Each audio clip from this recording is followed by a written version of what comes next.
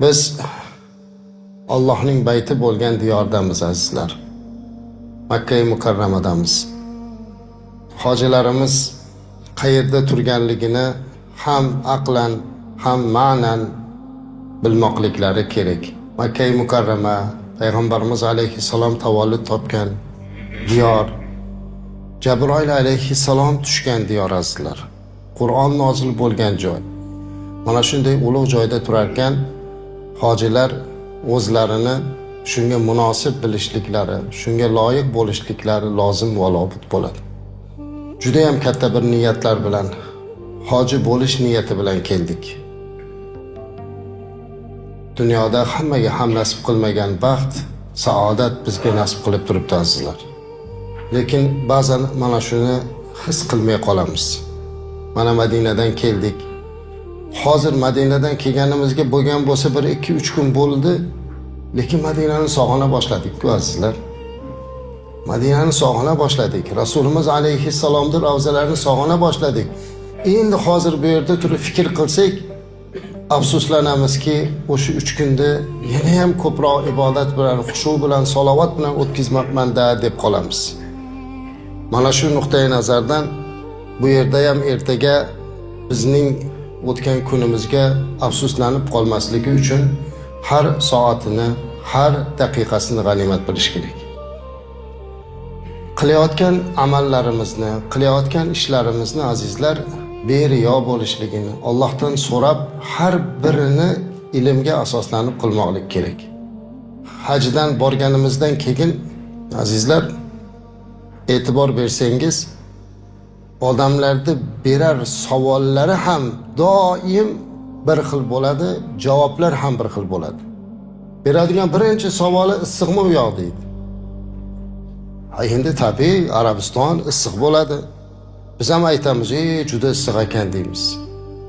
Odam ko'pmi deydi. Ha, ko'p ekan odam deymiz. Mehmonxona yaxshi ekanmi? Yaxshi ekan. Taomlar qanday ekan? Shunday ekan. Mana shu savol bilan biz o'zimiz gapirganimizda ham aytamizki, juda ham odam ko'p bo'ldi, issiq bo'ldi. Mehmonxonaga bordik, mehmonxonada sharoitlar yaxshi ekan. Minoga chiqdik, Arafatga chiqdik, Madinada bo'ldik. Azizlar, siz shunday sifatlab beringki, safaringiz qanday bo'ldi desa, biz taomdan gapirmaylik. Sharoitdan gapirmaylik. Issiq sovuqdan gapirmaylik azizlar. Gapiradigan gapimiz shunday bo'lsin. Shunga tayyorlanish kerak. Allohga shukr, Alloh mana shu muqaddas safarni menga nasib qildi. Madina-i Munawvaraga bordim. Rasulim alayhissalomni ziyorat qildim.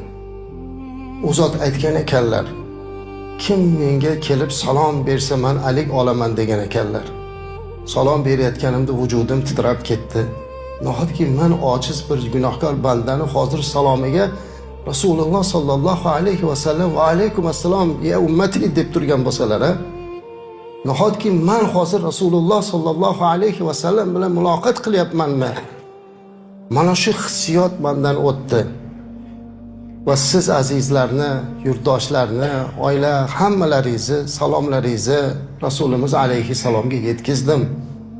U zotga sizning nomingizdan salovat va salomlar aytdim.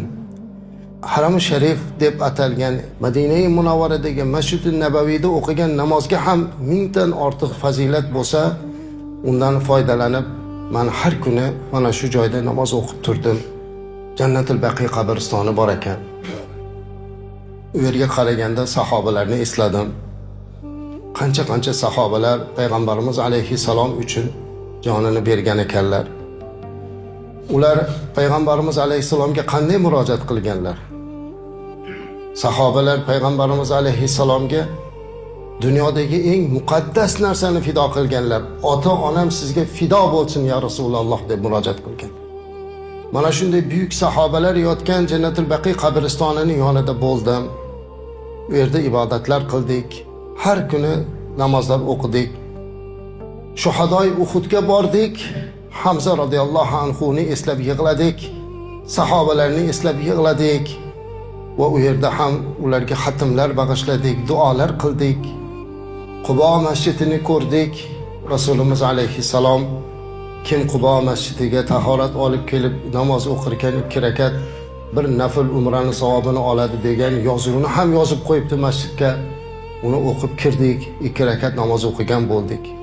Va muborak shaharda yurar ekanmiz, Rasulimiz alayhissalomni his qilib yurdik. Mana shunday qilib 3 kun qanday o'tganini ham bilmay qolibmiz. Armon bilan Madinadan ketdik. Ko'zimizda yosh bilan ketdik. Yig'lab ketdik. Chunki Rasulimizdan ayrildik.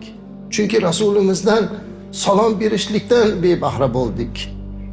Odamlar borki, tushida ko'rishlikni orzu qiladigan joyda biz bu Rasulimiz alayhissalomga salom berishlik baxtiga musharraf bo'lgan edik. Madina bilan xayrlashib, yelkamizga ihrom tashlab, labbayka aytib Makkaga qarab yurdik.